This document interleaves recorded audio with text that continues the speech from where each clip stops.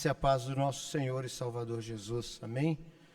Pastor Adriano ainda está em viagem, deve retornar por volta da terça-feira.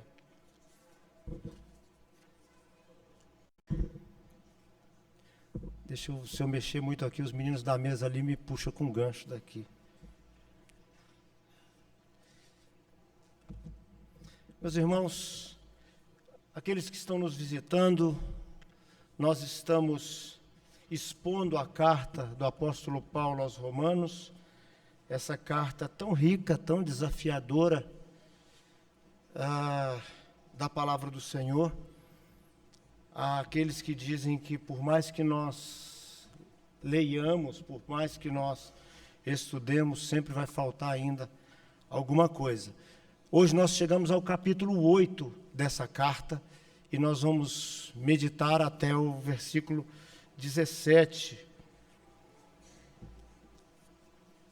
diz assim a palavra do Senhor,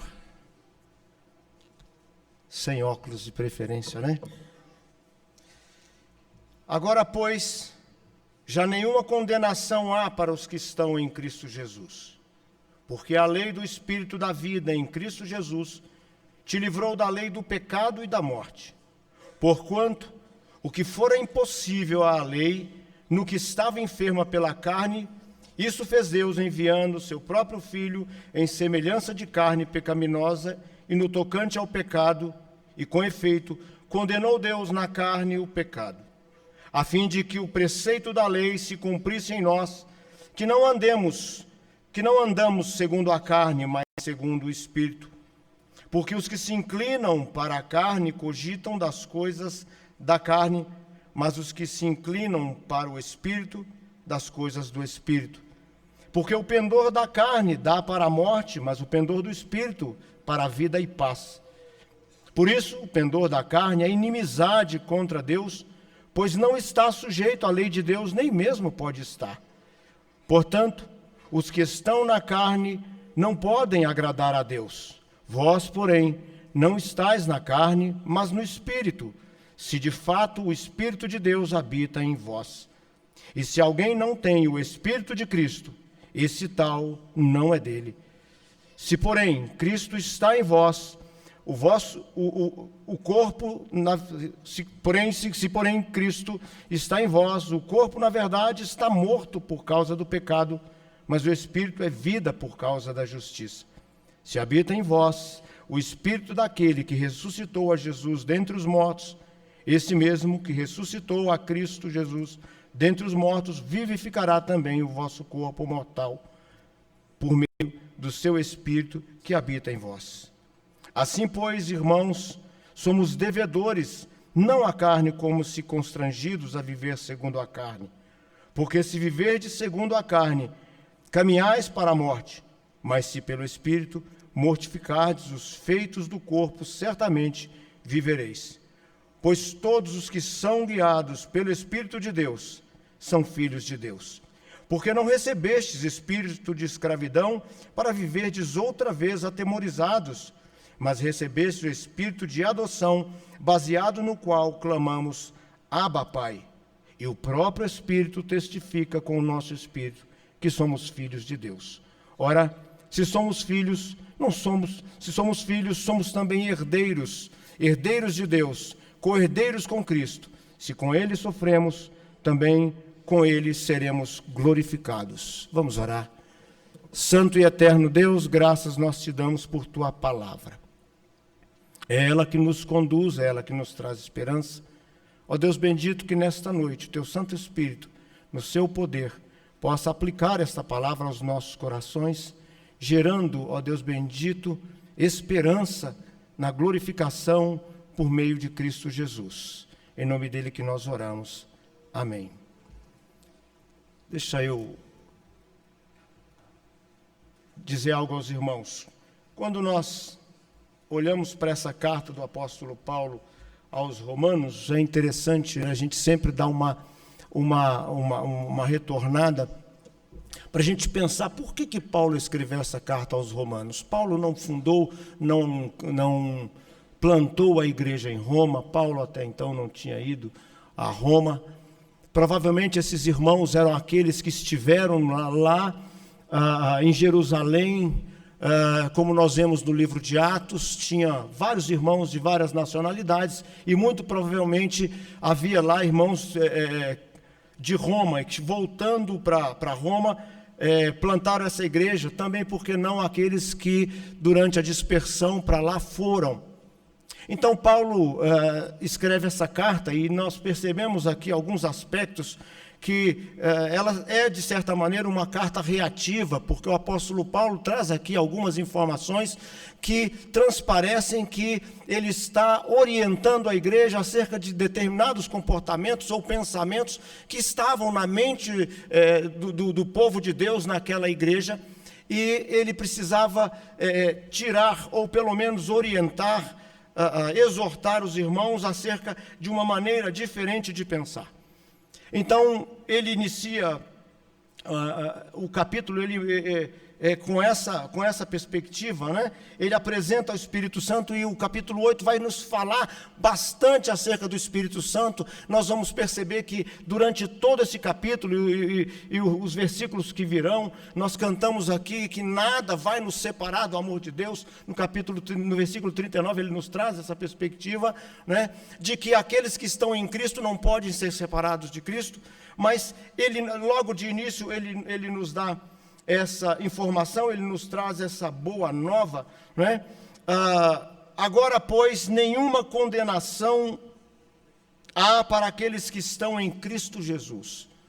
Quando nós olhamos esse texto, e desde o primeiro capítulo nós percebemos como Paulo vem conduzindo a sua exortação à igreja, e alguns autores de peso fazem uma observação acerca desse primeiro versículo, e a informação a perspectiva ou a convicção é de que quando o apóstolo Paulo ele escreve o capítulo 5, ele fala no capítulo 5, ele faz um parêntese, ou ele faz uma digressão, que seriam os capítulos 6 e 7, né, que ele muda um pouco de assunto, e aqui que ele retoma o primeiro versículo do capítulo 5, quando ele diz assim: justificados, pois, mediante a fé, temos paz com Deus, por meio do nosso Senhor Jesus Cristo. Se no capítulo 5, no início, ele diz que nós somos justificados mediante a fé, temos paz com Deus por meio do nosso Senhor Jesus Cristo, então agora ele diz, olha, agora, pois, nenhuma condenação há para os que estão em Cristo Jesus, porque foram justificados em Cristo Jesus. Irmãos, a ideia aqui que aqueles irmãos de Roma, e aí você pode pensar que tem judeus que ainda pensam em viver segundo a lei, nós vamos ter gentios que têm dúvidas acerca da escravidão, e o apóstolo Paulo está escrevendo para uma cidade que conhecia muito bem o que era a escravidão. O Império Romano tinha escravos, a escravidão era muito comum no Império Romano, então aqueles que estavam escutando, mesmo os irmãos da igreja, sabiam o que Paulo estava dizendo. E por que eu estou falando acerca da escravidão? Se você observar, quando ele começa a sua carta, e eu quero apenas ler esse início, como ele se identifica, e ele quer chamar a atenção para a escravidão, para depois ele falar da escravidão e submissão à carne, né? E falar de um outro detalhe, que é uma outra escravidão muito melhor. Assim que ele, no primeiro capítulo da carta, ele diz assim, olha, Paulo, servo de Cristo Jesus, chamado para ser apóstolo, separado para o evangelho de Deus, o qual foi por Deus outrora prometido por intermédio de seus profetas nas Sagradas Escrituras, com respeito a seu filho, o qual, segundo a carne, veio da descendência de Davi e foi designado Filho de Deus com poder, segundo o Espírito de santidade, pela ressurreição dos mortos, a saber, Jesus Cristo, nosso Senhor. E ele diz, por intermédio de quem viemos a receber graça e apostolado por amor do seu nome, para obediência, por fé entre todos os gentios. O apóstolo Paulo está falando, em parte, acerca de escravidão. Para homens e mulheres que tinham em mente como funcionava a escravidão. Então, o objetivo, a escravidão, na verdade, ela tira a convicção de que há outra maneira de se viver. nós lemos nos nossos livros de história, quando da escravidão no Brasil, que aqueles escravos que eram libertados, sobretudo numa idade um pouco mais avançada, sabiam que dali eles só teriam a morte pela frente, porque foram acostumados a isso, eles não tinham outra condição, e não é muito diferente aqui na carta do apóstolo Paulo aos Romanos, né? Então, aqueles cristãos de Roma, eles tinham uma convicção, um pensamento, eles tinham dificuldade de se convencer de que alguém poderia mudar de vida quando viveu durante todo o seu tempo na escravidão. A mesma coisa, às vezes nós imaginamos, olha, eu fiz isso a minha vida toda, eu não sei fazer mais nada que isso. Se eu não fizer isso, eu vou morrer, porque eu não sei fazer absolutamente mais nada. Então, por isso que o apóstolo Paulo, ele traz essa perspectiva abre a carta falando acerca da escravidão e apresentando a igreja de Roma, né? Ele se apresenta como um servo, e é algo que é interessante, né? Que quando nós pregamos acerca desse primeiro capítulo, ele usa a palavra, para servo, ele usa a palavra escravo, porque eles entendiam o que era escravidão. Mas o apóstolo Paulo, ele mostra que há uma diferença entre a escravidão que o Império Romano praticava e a escravidão a qual ele, o próprio apóstolo Paulo, estava submetido. Aqueles escravos de Roma, eles andavam com uma argola de ferro soldada ao pescoço que eles não conseguiam tirar por conta própria. E o apóstolo Paulo deixa claro que ele, diferente daqueles que eram escravos do Império Romano, eram escravos porque não tinham alternativa, eram escravos por coerção, eram coagidos a isso, né?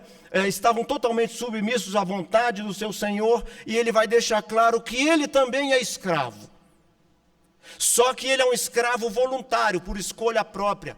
E essa argola de ferro colocada no seu pescoço, ele a tem por vontade, por voluntariedade, e ele se submete à escravidão do seu Senhor, a qual ele deseja fazer totalmente a vontade deste seu Senhor, que é Cristo Jesus.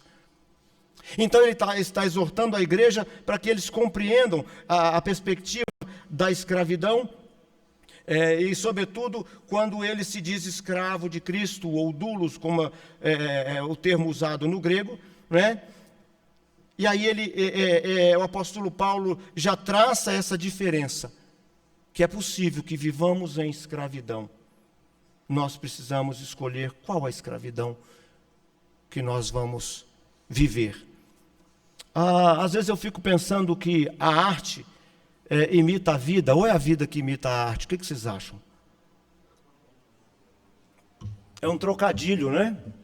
É uma frase que se diz por aí que a arte imita a vida. E quando nós vemos os filmes aí no cinema, na produção cinematográfica, geralmente tem uma tentativa de imitação do que acontece nos nossos dias, que acontece na vida. E tem alguns filmes, né, que de vez em quando chamam a nossa atenção. E quem não viu aquele filme romântico, né? Como se fosse a primeira vez, com a Drew Barrymore e o Adam Sandler, né? Para os irmãos que não tiveram oportunidade de ver, né? Ela sofre um acidente, bate numa árvore porque uma vaca entrou na pista, né? E aí ela bate a cabeça e ela perde a memória, e ela guarda apenas a memória daquele dia que ela está vivendo, e no dia seguinte apaga tudo e começa o dia tudo de novo. E há uma cena interessante nesse filme, que quando ela vê a fita da sua história pela primeira vez, né? E aí ela faz uma pergunta, e a vaca? Né? E o personagem do Adam Sandler diz, olha, a vaca está sendo convencida todos os dias de que ela é uma vaca. Né? Às vezes, olhando para a questão, para o apóstolo Paulo, é como se ele estivesse tentando convencer os cristãos da igreja de Roma que eles tinham uma cidadania diferente, que agora uma outra lei diferente imperava sobre eles. E assim, a gente usa muita ilustração daquilo que a gente viveu, né? Quem é médico usa, se tiver que ilustrar, vai usar a medicina. Quem é engenheiro vai usar aí os seus trabalhos na construção de prédios, né? Advogado, as suas causas, as defesas em juízo, né? As coisas engraçadas que aconteceram. E eu vou usar aí algo da minha época de penitenciária. Não que eu tenha cumprido pena, irmãos, mas quando você vê aquele filme, Um Sonho de Liberdade, tem um personagem velhinho que cuida da biblioteca, e aí ele entrega livros, a vida dele toda foi aquilo ali, durante mais de 50 anos, e quando ele recebe a liberdade, ele não sabe o que fazer com a liberdade. E quem viu o filme sabe que ele vai, fica perdido, tenta se ingressar no mercado de trabalho, e ele não consegue, ele acaba se enforcando, né? A gente pensa que isso aí é coisa de história, né? Por isso que eu disse que a arte imita a vida. Eu me lembro no tempo de penitenciária que um determinado rapaz chegou para ele alvará de soltura, né? E eles não chamam de alvará, eles chamam de avaral, chegou o meu avaral, né? E aí, para a maioria, quando chega o alvará de soltura, é uma alegria geral, eu estou indo embora. E quando nós fomos avisar esse rapaz que ele estava de alvará, para que ele preparasse as suas coisas, sua bolsa, aquilo que ele tinha, porque ele iria embora, ele veio de cabeça baixa e ele veio triste. Ele disse: olha, eu não tenho para onde ir.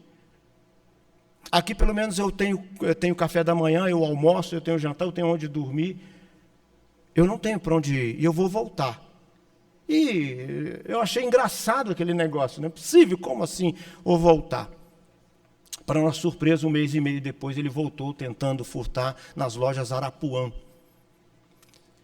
Como que alguém não conhece um outro estilo de vida? É isso que o apóstolo Paulo está falando para nós, e eu quero que nós desenvolvamos isso nessa noite, meditemos nessa noite acerca disso, né? A boa nova do Evangelho é que Deus nos libertou do jugo do pecado, para que passemos a desejar somente a vontade de Deus como criaturas de Deus. Portanto, não há mais escravidão, não há mais jugo, a não ser a escravidão em Cristo Jesus. Esse texto vai nos mostrar que Deus fez isto, né? Não há nenhuma condenação, né? E mais, não há nenhuma condenação, isso tem um motivo. Acompanhe na sua Bíblia. Versículo 2, ele diz assim, olha, porque a lei do Espírito da vida em Cristo te livrou da lei do pecado. Não há escravidão porque você foi tornado livre por Cristo Jesus. Meus irmãos, e tem um detalhe aqui, vocês já ouviram aquela frase que diz, não tem almoço grátis? Não existe almoço grátis. É a ideia de que tudo que vem assim muito de graça, você dá uma desconfiada assim e fala, tem alguma coisa por trás. Eu me lembro que uma vez no trabalho, depois de ver um filme chamado A Corrente do Bem, que alguém fazia o bem, aí perguntava, mas por que não? Alguém fez por mim, faça você agora por outro. E isso aí ia gerando toda uma corrente. Aí um dia eu resolvi, no meu trabalho, comprei 2, 3 caixinhas de chocolate e levei nas sessões. Falei, não, e aí o pessoal pegava assim, mas meio estranho, né? Aí alguém teve coragem de me perguntar, pegou o chocolate e falou assim, e agora? O que vem por trás disso aí? Pode falar. Falei, não, estou apenas sendo simpático e tal. A ideia de que não existe almoço grátis. Parece que isso é uma verdade bíblica, inclusive, né? Olha só, quando o apóstolo Paulo, ele diz que você não há nenhuma condenação para os que estão em Cristo Jesus. Aí ele diz assim, olha, a lei não consegue te liberar. A lei, o que ela faz é como um espelho apontar o seu pecado, mostrar que você é pecador. Mas ela não te livra da escravidão do pecado. Ela só te mostra como espelho. Aí o apóstolo Paulo diz assim, apóstolo Paulo, sendo boca de Deus, ele diz assim, porquanto que for impossível a lei, no que estava enferma pela carne, isto fez Deus enviando o seu próprio Filho em semelhança de carne pecaminosa no tocante ao pecado. Com efeito, condenou Deus na carne o pecado. Condenou Deus. Não tem almoço grátis, irmãos. Essa salvação que você recebeu. Pela graça de Deus, mas teve um preço. Não tem almoço grátis, né? Essa boa nova do Evangelho, que o Senhor liberta criaturas, né, de uma escravatura, né, para um estado de alegria.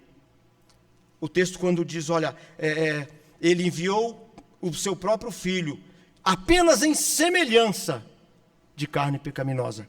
Porque se um homem pecou, o mesmo ser humano deveria sofrer as consequências do pecado de alguém. Não tem almoço grátis. Alguém levou sobre si as pisaduras que nos cabiam. No tocante ao pecado, e com efeito condenou Deus na carne o pecado. Na carne de quem? No corpo de quem? Do próprio Senhor Jesus. Então, meus irmãos, esse texto nos fala da segurança que há em Cristo Jesus. Às vezes nós nos sentimos esgotados. Nós dizemos, olha, eu não consigo mais lutar, ou eu não consigo mais, vai além das minhas forças. E essa é uma verdade que nós devemos ter muito clara, não é? Que nós somos muito limitados. Quando o apóstolo Paulo escreve aos Gálatas, no capítulo 5, ele diz assim, olha, andai no Espírito e jamais satisfazei a concupiscência da carne. A carne milita contra o Espírito contra a carne, porque são opostos entre si, para que não façais o que porventura seja do vosso querer. Meus irmãos, quando nós olhamos o que o apóstolo Paulo nos diz, nós pensamos como às vezes é difícil essa luta contra a carne. Está bem molhado aqui, eu só não posso andar muito. Senão vai ficar legal, né? Meus irmãos, olha, o que o apóstolo Paulo está dizendo aqui para nós, ele nos mostrou que não tem almoço grátis, que não tem realmente condenação. E há um detalhe importante, quando nós dizemos não tem condenação, tem gente que já foi livre do peso do pecado, do domínio do pecado, mas continua andando como se escravo fosse. Continua carregando o fardo como se fosse escravidão. Continua olhando o seu passado e falando, olha, eu não consigo me perdoar. Mesmo tendo sido perdoado por Cristo Jesus, diz, eu não consigo me perdoar.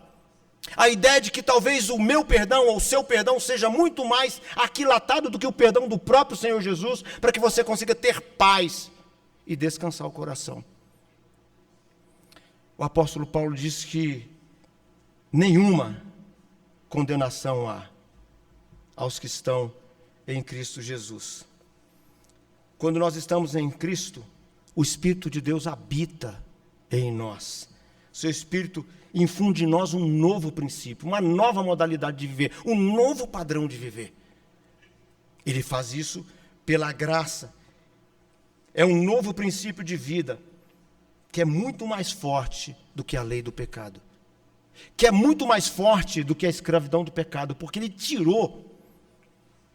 Paulo mostra esse contraste da bênção que é cheia de esperança, que é cheia de vida. E ele diz para que aqueles que estão em Cristo, agora pois já nenhuma condenação há. Essa segurança que nós temos em Cristo Jesus, o motivo que tem é que Cristo sofreu a penalidade, a sua penalidade, a minha penalidade.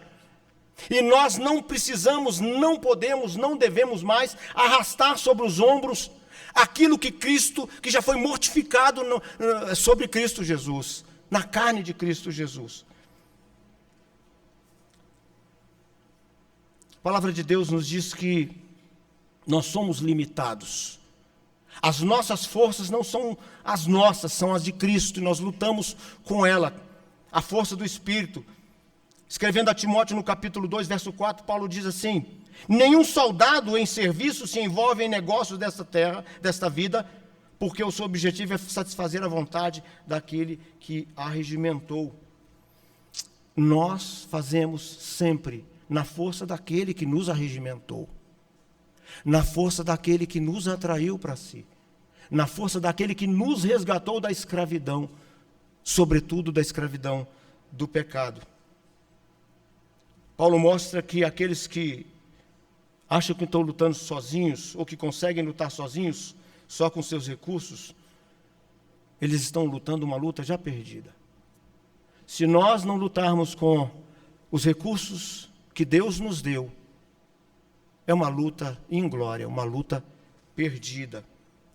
Por isso, o apóstolo Paulo, ele nos mostra que tudo isso que Deus fez, a salvação, a retirada de uma condenação, e ele diz que não há mais nenhuma, ninguém pode levantar o dedo, apontar em riste e dizer, mas você era assim, ou você fez aquilo, ou você fez aquilo outro. Sabe qual é a resposta?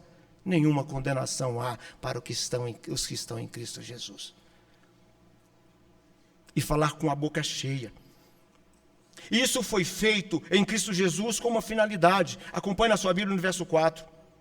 A fim de que o preceito da lei se cumprisse em nós, que não andemos segundo a carne, mas segundo o Espírito.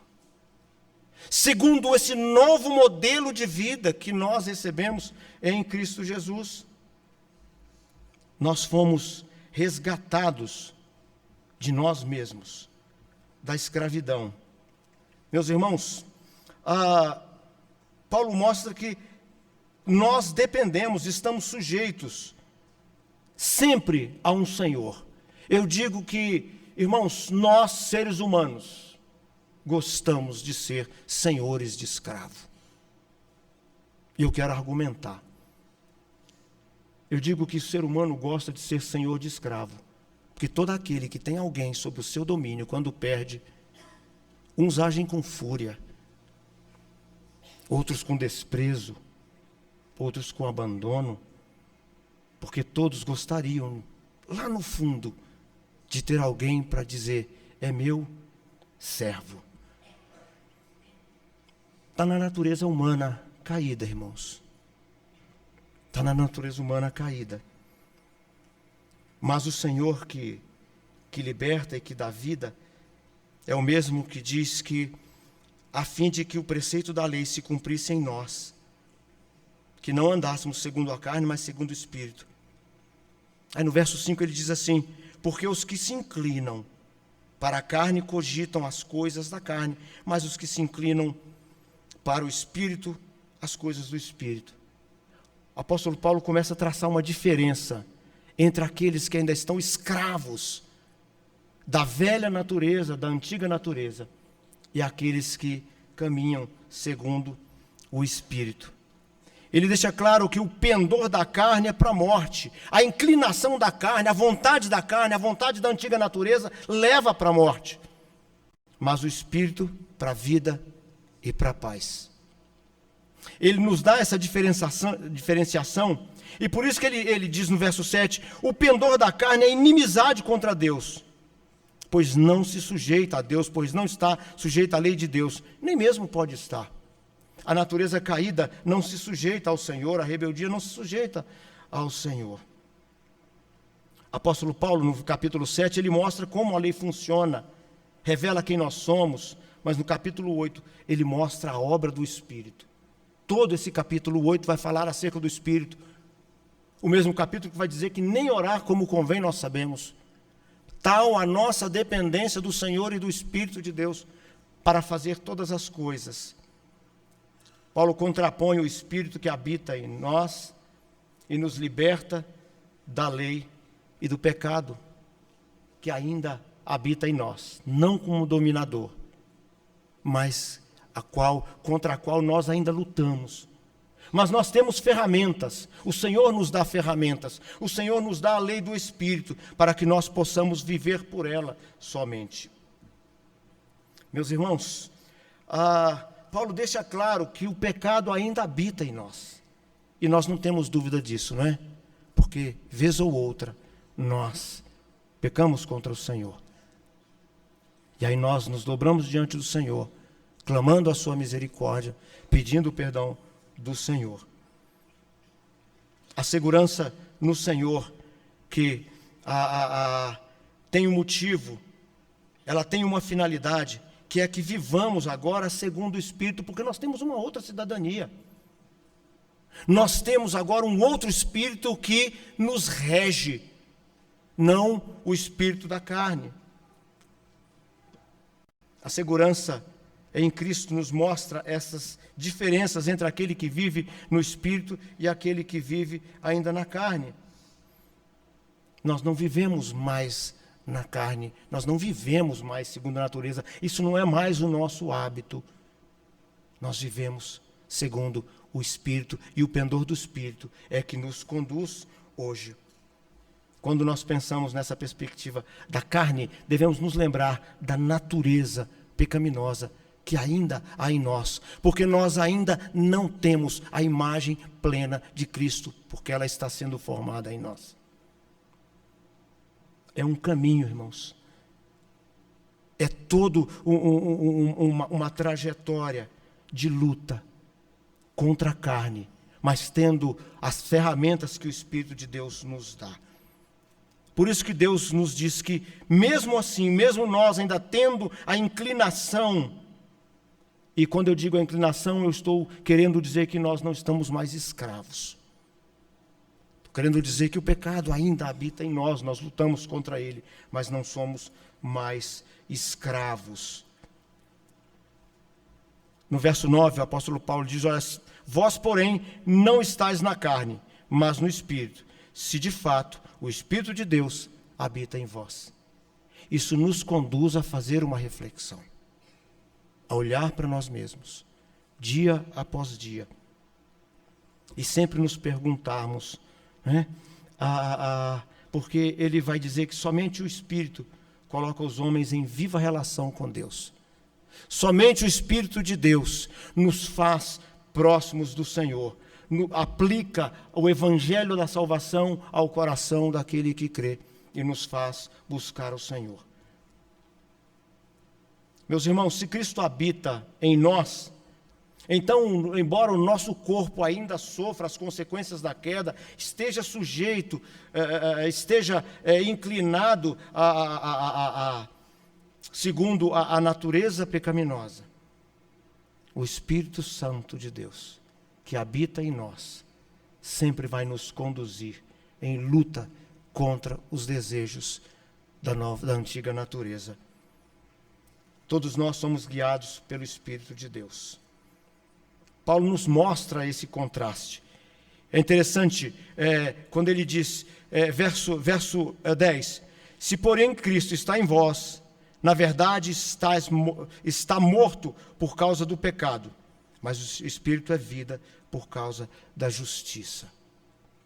O Espírito de Deus que habita dentro de nós, habita por conta da justiça de Cristo, que foi conquistada na cruz do Calvário. Portanto, nós não temos mais como Senhor a escravidão do pecado. Nós não estamos sujeitos mais à velha natureza, ao velho homem. Mas nós somos escravos, voluntários, como o apóstolo Paulo, de Cristo Jesus. As coisas da velha natureza, nós devemos lutar para mortificar todos os dias. Os desejos que não vêm do trono da graça de Deus, nós devemos lutar todos os dias. Essa é uma luta incessante, é uma luta difícil, mas é uma luta a qual o Senhor nos deu toda a capacidade para resistir. O apóstolo Paulo, quando ele diz, verso 11, se habita em vós o Espírito daquele que ressuscitou a Jesus, ou seja, o Espírito de Deus, Pai. Aquele que ressuscitou Jesus dentre os mortos, esse mesmo tem a ressurreição, ressuscitou Jesus dentre os mortos, vivificará também o vosso corpo mortal por meio do seu Espírito, em quem vós habita. Dá para a gente olhar agora e falar assim, olha, agora eu entendo porque em algumas situações eu penso diferente. Eu sinto o poder de Deus. Eu me lembro da misericórdia de Deus. Eu me lembro da graça de Deus. Eu consigo ser grato a Deus pela sua misericórdia. O apóstolo Paulo nos diz que nós não recebemos espírito de escravidão. Verso 15, olha na sua Bíblia. Porque não recebestes o espírito de escravidão para viverdes outra vez atemorizados.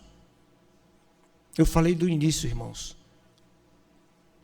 muita gente anda arrastando, mesmo depois do perdão do Senhor, de ouvir Paulo dizendo que nenhuma condenação há, mas continua se sentindo como um condenado.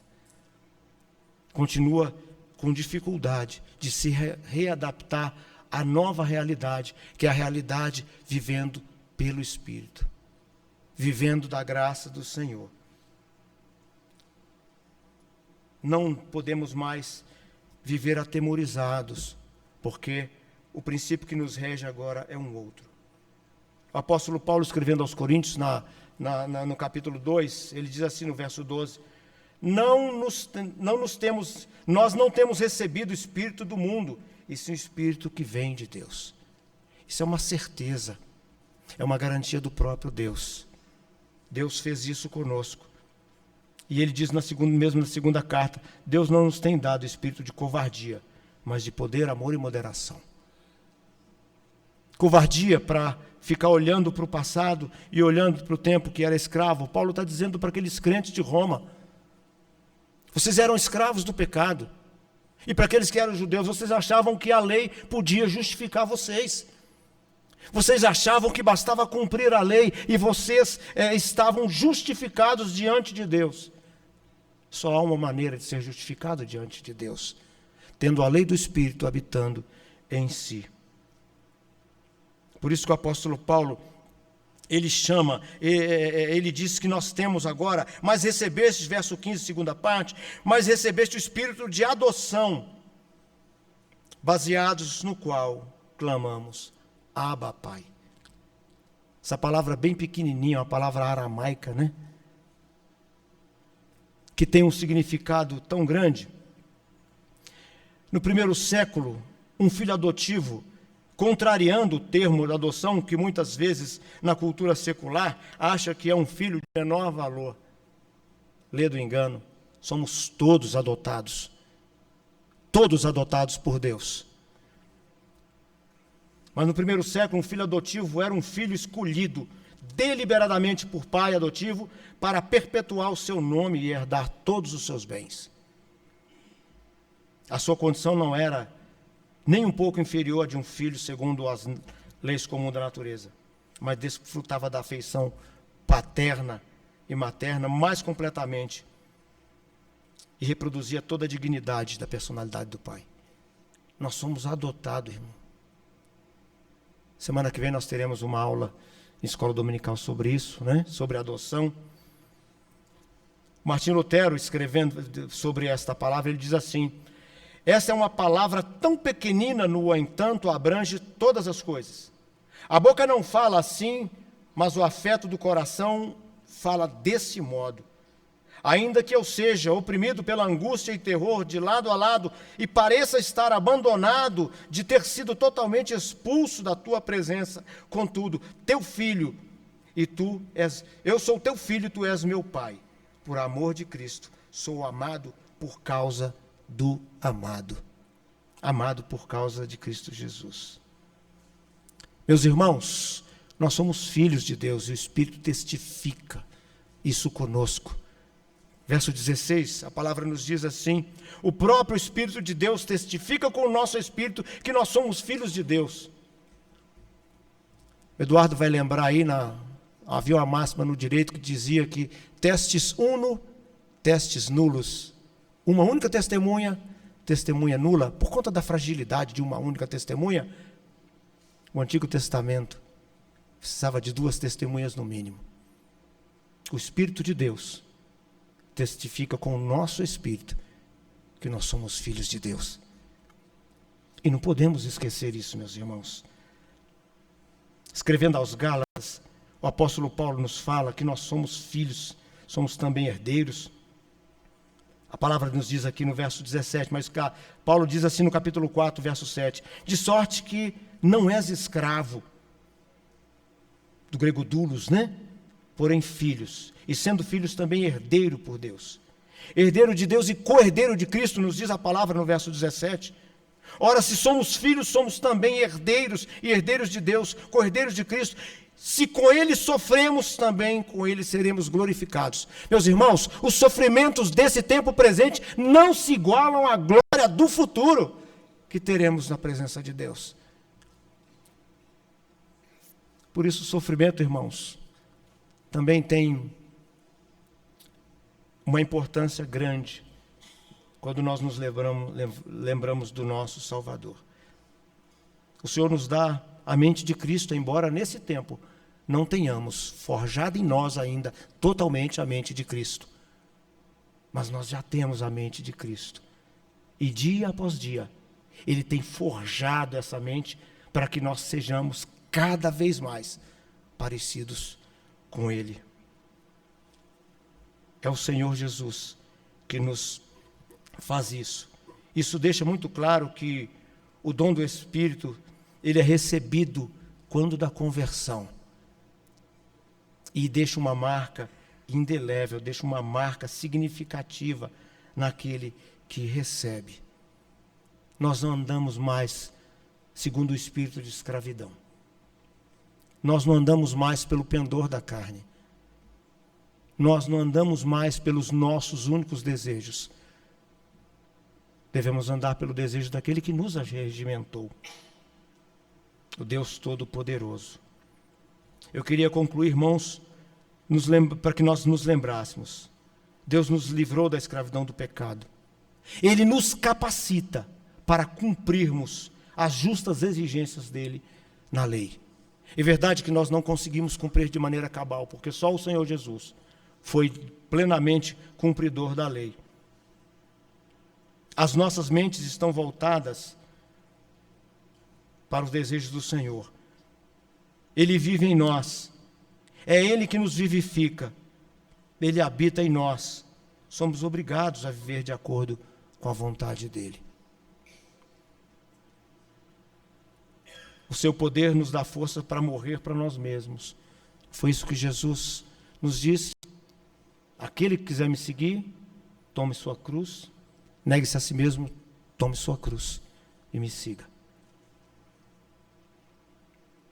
Nós somos filhos de Deus. Nós somos herdeiros e co-herdeiros com Cristo. Nós temos um Espírito que testemunha com o nosso Espírito, nos garantindo isso, que somos filhos de Deus. Algumas aplicações para nós, meus irmãos. É que o passado não rege mais o presente, nem muito menos o futuro. Pastor Fábio esteve pregando aqui no dia do imigrante, pregou o texto do Salmo 126, eu me lembro dos 3 pontos que ele trouxe, as 3 divisões do sermão. Ele disse, olha, para aqueles imigrantes que saíram da Venezuela, nós devemos olhar o passado com gratidão, nós devemos olhar o presente com amor, e nós devemos olhar o futuro com esperança. Não é diferente conosco, irmãos. O passado serve apenas como retrovisor, para a gente fazer correção. O passado não dita mais o presente, porque nenhuma condenação há para os que estão em Cristo Jesus. E não importa qual foi o seu pecado, nenhuma condenação há para os que estão em Cristo Jesus. Nós estamos alicerçados, nós estamos ancorados, calcados no que Deus fez na carne de Cristo, na cruz. Nós não vivemos mais do passado. O passado não se torna mais o vilão da vida, porque nós temos um outro padrão de vida. O Espírito vive em nós. Às vezes nós ficamos pensando, se no passado eu tivesse feito aquilo diferente, hoje seria melhor. Se eu não tivesse feito aquilo, teria sido melhor. Meus irmãos, cada marca que você traz no corpo é para você se lembrar que Deus forjou em você o caráter que Ele quis.